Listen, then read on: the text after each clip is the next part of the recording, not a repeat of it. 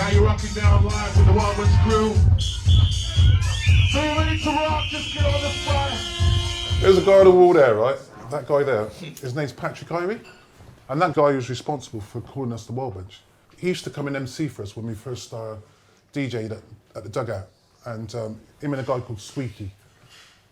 And he just looked at us one day and he went, "You see you guys?" He said, "You're the Wild Bunch. I call you guys the Wild Bunch." Do you remember that?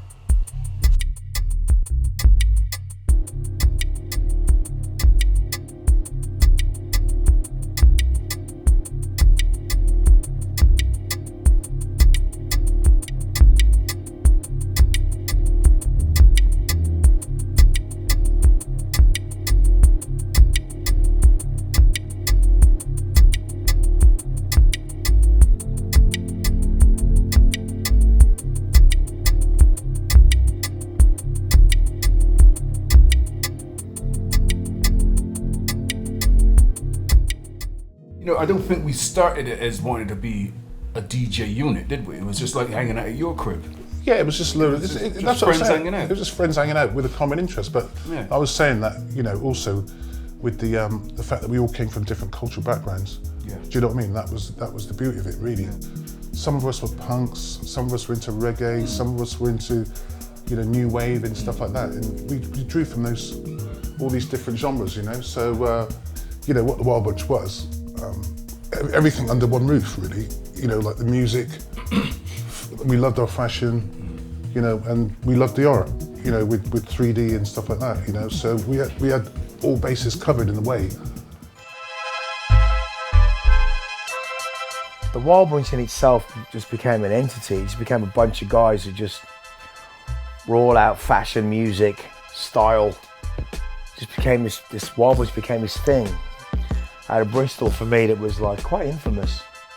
My experience with 3D and Wild Bunch before it was Massive Attack was kind of seminal for me. The house parties, you couldn't beat. It was almost like a soulful vibe that crossed sound system with New York block apartment vibe. And along with that, coupled with rare groove, that was like the best recipe you could have. You couldn't beat that recipe. Such a groove. Such style, you could take the a cappella from one beautiful kind of soul, whether it was Rolls Royce was a thing they used to get into. I mean, Rolls Royce was, Wishing on a Star. These kind of tunes they used to play around with. Smith and Mike were playing around with it. But there's loads of different versions and dub versions. I'd hate to think what Milo's got, The versions of stuff that he has, it's probably, he could probably play under the table. And Jazzie too,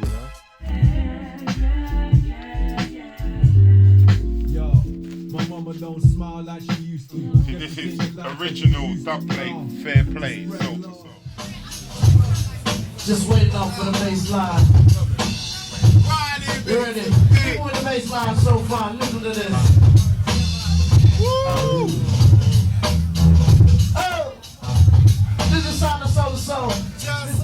One of the interesting things when we met the Wild Bunch was the fact that it was like going to a Benetton shop. Different people from different races and stuff like that, maybe as a part of our society at the time. We must remember as well, Bristol was a dock, and Bristol probably brought in cane and sugar, so it was very familiar with different races of people and stuff.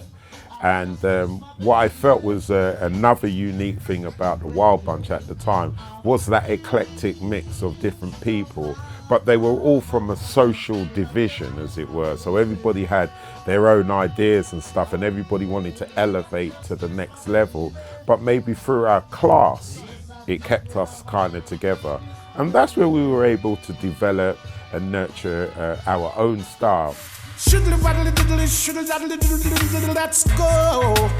Scene. Softener closing on the corner, so come right on, yeah. We're not dangerous. Softener closing on the corner, so stay right on, yeah. We're not dangerous. Bristol became united through crews like the Wild Bunch, Too Bad, City Rockers, Uniform, the sound systems like Equator, and all the big sound systems back in the day. They all used to play the music a certain way. So you know, it was really engraved in us. But it's the way the music was played. 2 turntables, a mixer, a big sound system, bass lines, and that was the culture of Bristol, and that it always will be renowned for being that cultural vibe. We're not dangerous. Softly clothing on the corner, so stay right on ya. We're not dangerous. The thing about us, right, we love holding parties. So when you hold parties, you suddenly realise that there's something bigger in the picture here. And, you know, then we got involved with the sound system thing, and then we started touring, you know, just going to London and going to other neighbouring cities, you know, and people realising that there was something serious going on with these guys in Bristol. Because there was a lot of these London boys used to sort of look at us and sort of think we were sort of some country bumpkins, you know, but actually they kind of feared us really, because we were kind of, we were like train spotters.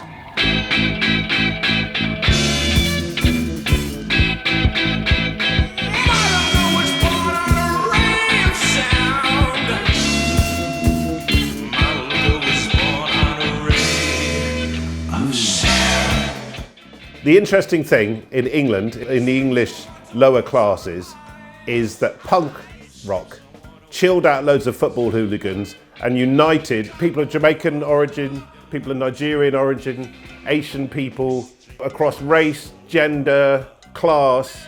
There was just a real mixture. And I find that Nelly, for example, like me, was totally enabled by punk rock. Suddenly it gave us a confidence that we could or be anything.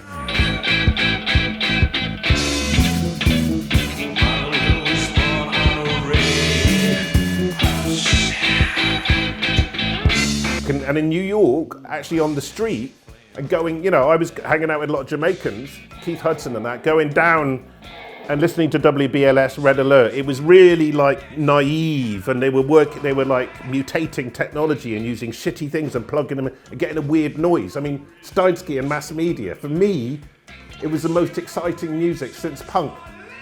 So this kind of naivety, and I remember going in the studio with Nelly when he had Mouse, and we were just using technology disrespectfully and doing stuff at home. I got this saying that there's the arrogance of power, but we had the power of arrogance. From punk, we didn't give a fuck if we put in a bit of fucking an explosion or a siren into something, and everybody was like, what the fuck's going on? You know, you try and get something off a fella tune, or you'd use a BBC sound effect, which Dave Dorrell did with Pump Up the Volume.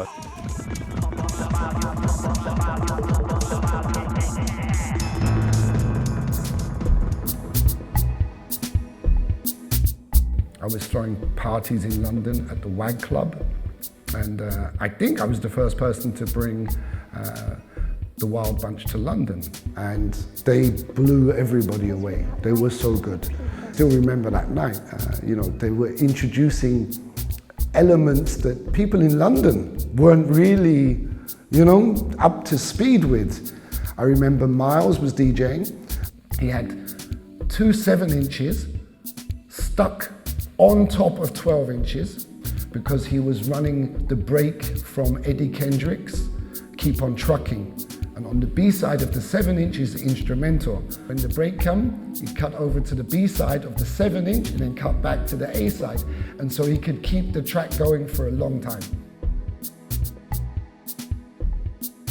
Even though we basically liked the a lot of the American style, we still held on to a lot of the stuff that we liked, that we grew up with, which was like a lot of the punk stuff.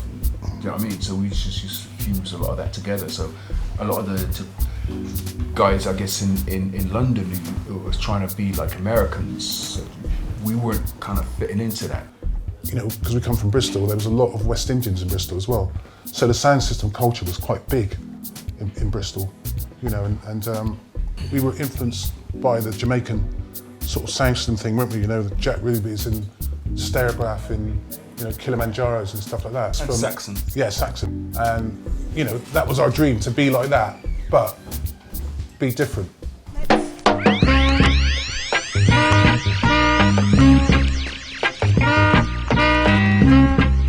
This is the original Sister Nancy taking it out to you. For us, the sound system was a way of empowering ourselves in our community. Through our community, living in Britain, it was more about the class system. And if they only single table press with products, I like the idea that the only good system is a sound system. For Wild Bunch, you know, they were the first sound system that kind of, to me, was a different type of sound system, because they weren't playing reggae and dub and roots. They were playing hip hop and they were playing soul. The sound system is really what we're about from day one, really. You know, we tried to emulate the Jamaican thing, you know. You know, obviously we weren't Jamaican, but we wanted to bring that sort of aesthetic to when we played. And we just didn't really want to, you know, keep it to one thing. So it was kind of, the music was kind of multifaceted, really. It's the vehicle in which you get your message across to people. It doesn't have to be for reggae music. It can be for anything, as long as it conveys the message you're trying to send the right way. You have to feel it, not just hear it. That's the most important thing.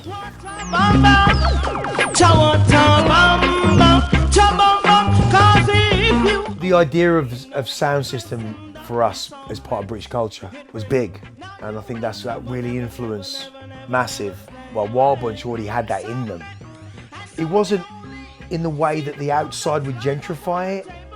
It was the way that how can we make sound system work within an album format, which they managed to do.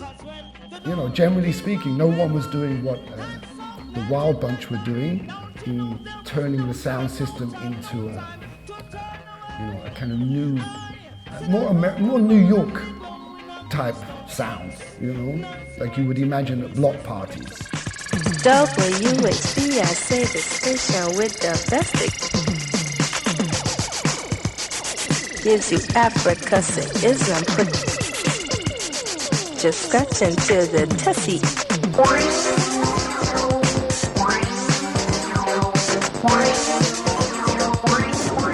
Sound system sound. Bunch of creative guys. I was doing a documentary back in the 80s in the UK about graffiti and hip hop and how it influenced Europe or the UK or the world. And I ended up meeting the Wild Bunch in Bristol. And I was so amazed. You know, usually if you come from New York in the 80s at that time, we were creating a new sound. But when I went to the UK, I saw that they were also creating a new sound. And there was so many different cultures mixed in that sound. They had no inhibition of what classified as a cool sound. They searched for the beats and they searched for the feel, and they found this, you know, this sound. You know, it was like a unique sound. We had something similar in New York, you know, like Kool Herc. He had his sound system, and Bambaataa had his sound system, but it was still kind of influenced more like on hip hop. In the UK, they were so open, you know, to all kind of music and all kind of influences. It was really artistic, not only in music and fashion and art, you know. They absorbed the whole energy without any prejudice. The UK was just had a bigger opening to embrace different influences more than what we had.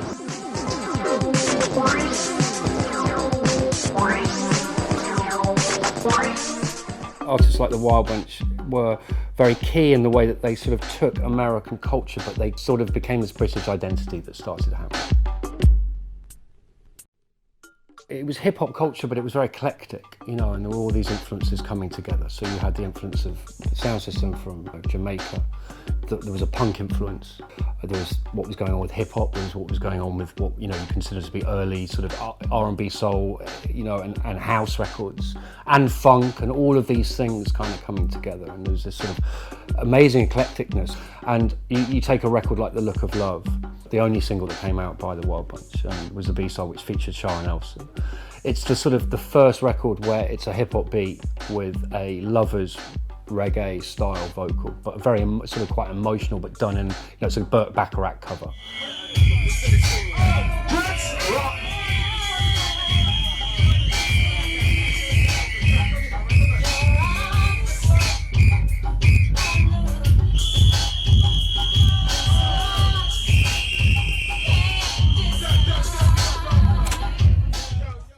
And this record became the kind of the basis, I think, for what grew into sort of sound system records in the UK. Not reggae sound system records, but records like Soul to Soul and Massive Attack, Bomb the Bass. You know, and what was interesting with this is this record happened, which you know, I think became sort of, if you look at the history, became the beginning of a movement that happened in the UK with what Mowax and with, you know, earlier on, before that, artists like Smith and Mighty and, you know, Massive Attack. You then have artists like Portishead. That, you know, and Nelly Hooper becoming one of the most sort of interesting producers of the late 80s and 90s. And the influence of then, you know, Soul to Soul. Soul to soul, like a murder, sound boy. Soul to soul, like a murder, a boy. Soul to soul, like a murder, sound boy. Some of the elements which we are good at bastardizing in this country, meaning you take bits and stuff which is so unique to us. I think really and truly with something like the Wild Bunch, they had the uniqueness very much following their own order. You know what? The Wild Bunch could be inseparably linked to punk and fashion. I think the Wild Bunch brought this kind of really avant-garde, obscure thing to style, which for warrant of a better word, was just fucking unbelievable. It's really stylish. And they kind of created a lot of people wanting to be super bad, wanting to have style.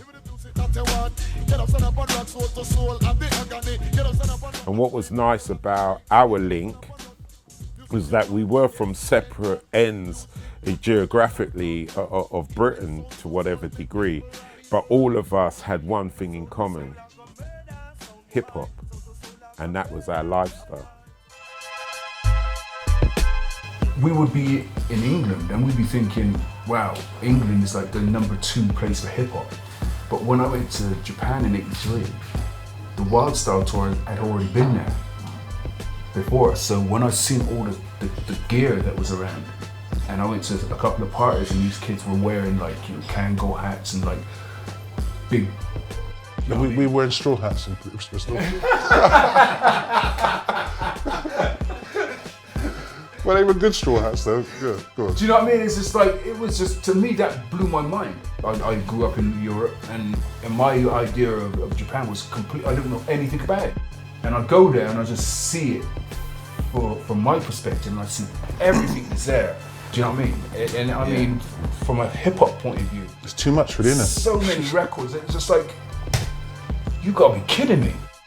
Do you know what I mean? We go to Groove and you'd be lucky to get an Enjoy record, and they had like a whole section of Enjoy. Everything else, like West, it was just incredible. Just blew my mind.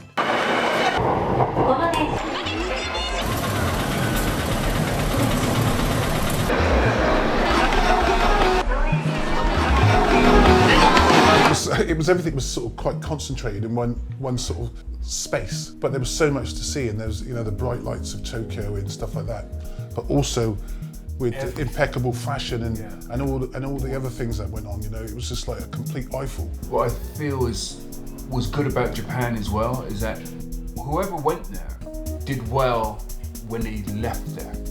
You get a certain energy from the people there that I think, as a ghetto person, you wouldn't experience anything else, because basically we're just doing what we love. Yeah. We're not expecting appreciation from people or society. It not like to the level that you get when you go there. People are like, that is incredible. It energizes you, and that's it kind of fuels you to go on, and you know what I mean, to give you a little bit of a push, so to speak. Yeah, I'm doing something that's really. But also, a lot of people do look at, you know, Tokyo as being sort of a barometer of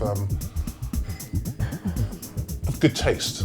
Basically, you know, if they like you, you're doing something right. You know, when we went there, we got a sense of like, they sort of seemed like they fell in love with us.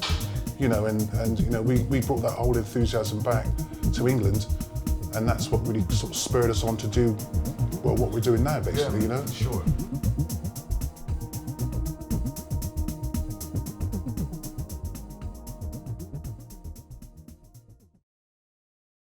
You're in tune to SOPH.net.